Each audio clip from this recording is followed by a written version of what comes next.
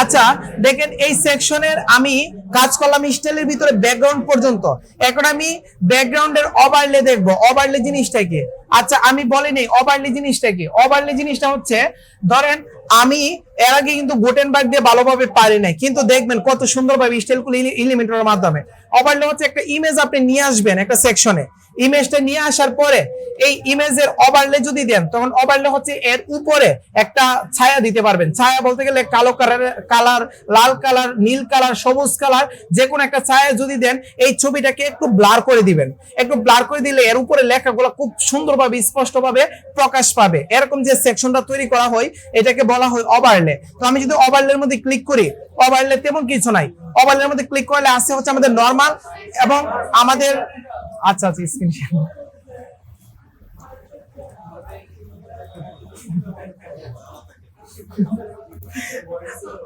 হ্যাঁ আচ্ছা ঠিক আছে। দেন হচ্ছে আমাদের এই যে ওভারলে আছে ব্যাকগ্রাউন্ডের নিচে, ওভারলের জিনিসটা আশা করি সবাই বুঝছেন। মানে যে কোনো একটা ইমেজে অথবা যে কোনো একটা সেকশনের উপর একটা কালার দিব, কালারটা দিয়া আমি কি করব, আমার নিচের যে ছবিটা আছে এটাকে আমি একটা ফোকাসে নিয়ে আসবো, উপরে আমি লেখাও দিয়ে দিতে পারবো ওভারলের মাধ্যমে। ওভারলে মানে উপরে হচ্ছে একটা ছায়া থাকবে। দেন এই ওভারলে নরমাল অবস্থায় আসলে নরমালের ভিতরে আমাদের ক্লাসিক আছে, ক্লাসিকে আমাদের কালার আছে, আর আমাদের গ্রেডিয়েন্ট হচ্ছে আমি গ্রেডিয়েন্ট কালার দিতে পারবো। যেহেতু আমি একটু আগে গ্রেডিয়েন্ট কালার সম্পর্কে সবগুলো বুঝছি, আবার কি এখানে পড়াইতে হবে?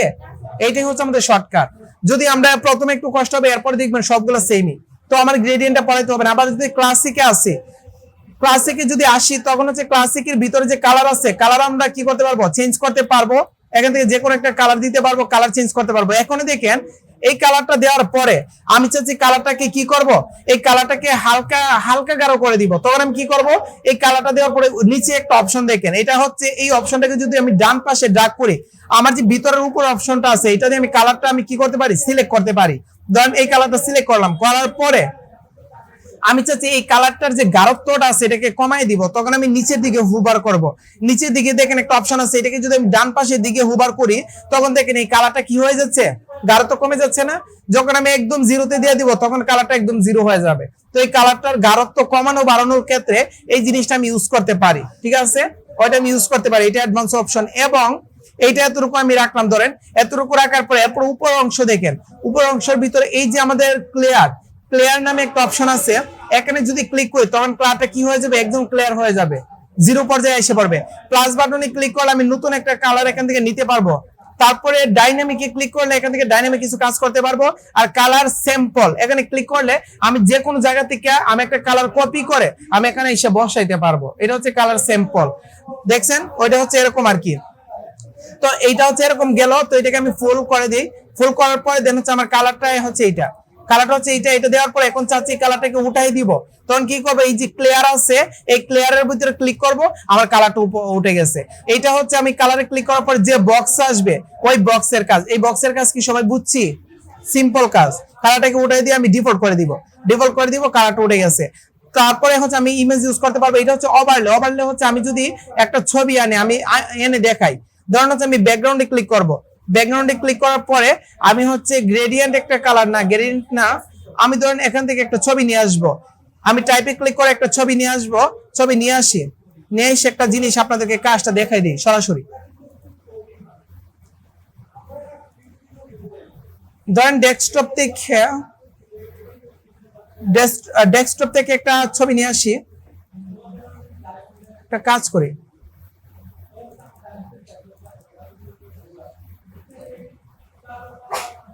ধরেন এই ছবিটা আমি নিয়ে আসি, নরমাল আমাদের লোগোটা। এই ছবিটা নিয়ে আসার পরে ওই ছবিটা যদি আমি সেট করে দেই তখন এই ছবিটা কিন্তু দেখেন নিচে কিন্তু সেট হয়ে গেছে না? বাট এর কিন্তু সেট যে হয়ে গেছে এই ছবিটা কিন্তু ভালোভাবে সেট হয় নাই। কারণ সেট করতে গেলে আমাদের কিন্তু এর একটা সীমানা দিতে হবে। এই সীমানাটা কিন্তু আমাদের এখনো দেয়া হয় নাই। তো আমি কি করব? কন্টেইনারে আসবো। কন্টেইনারে আসার পরে এটা হচ্ছে ওয়াইডটা আমি কি করতে পারবো? ওয়াইডটা বাড়াতে পারবো, কমাইতে পারবো। আচ্ছা এটা অ্যাডভান্স কাজ, এটা আমি একটু পরে দেখাইতেছি। এতটুকু দেখেন, ধরেন একটা ইমেজ আমি নিয়ে আসবো। ইমেজটা নিয়ে আসার পরে ইমেজের কিছু অপশন এখানে আসবে। একটা হচ্ছে ইমেজ রেজুলেশন, আমি ফুল দেওয়া আছে, এটাকে আমি কি করব? মিডিয়ামে দিয়ে দিই, মিডিয়াম থাকবে। তারপরে হচ্ছে ইমেজের পজিশন আমি দিব সেন্টার যদি দিয়ে দিই তখন আমার ইমেজটা সেন্টারে আইসা পড়বে।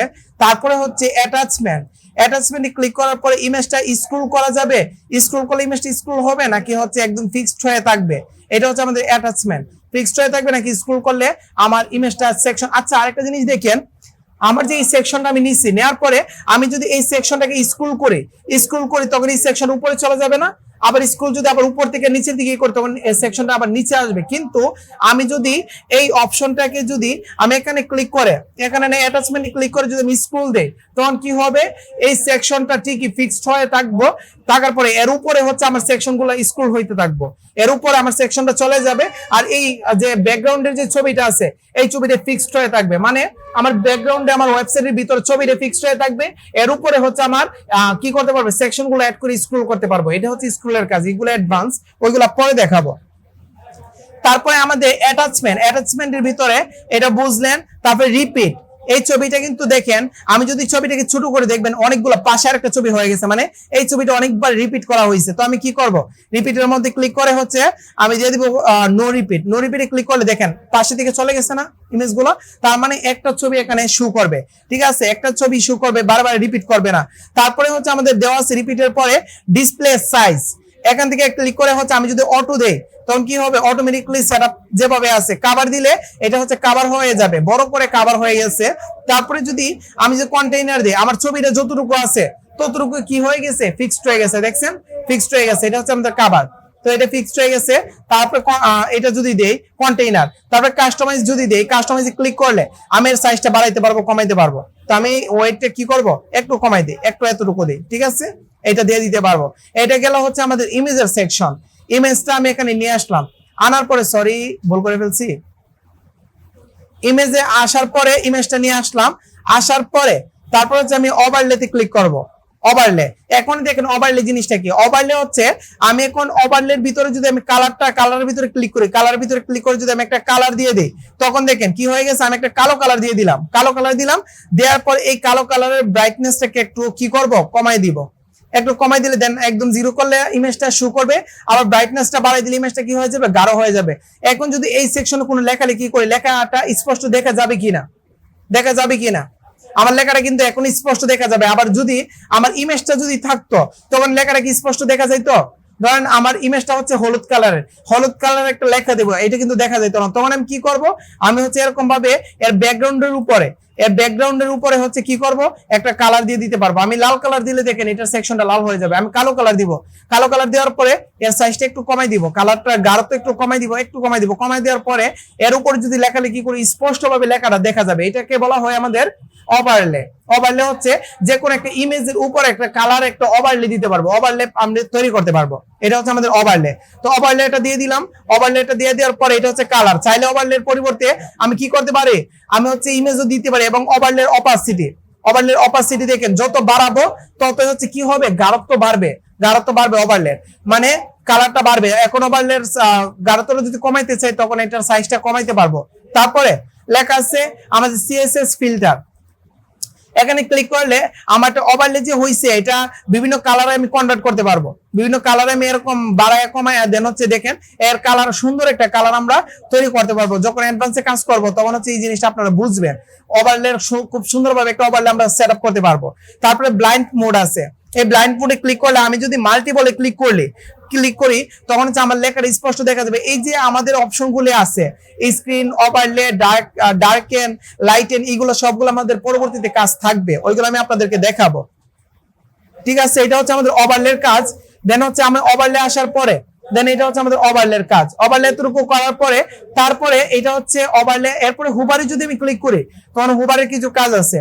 হুবারের কাজ হচ্ছে আমি যদি ক্লাসিকে ক্লিক করি চাইলে আমি অন্য একটা কালার আমি ইউজ করতে পারবো এখানে হুবারে। কেউ যদি হুবার করে, দেখছেন হুবার করলে চেঞ্জ হয়ে গেছে না, চেঞ্জ হয়ে যায় না, দেখেন এখন কিন্তু চেঞ্জ হয়ে যায়। হুবার করলে এরকম একটা কালার চেঞ্জ হয়ে যাবে। এই জিনিসটা আমি কি করতে পারবো, এখান থেকে সেট করে দিতে পারবো। চাইলে এর অপাসিটি বাড়াইতে পারবো, কমাইতে পারবো। হুবারের, এটা কিন্তু হুবারের, তারপর বাড়াইতে পারবো, কমাইতে পারবো, ট্রানজিশন দিতে পারবো।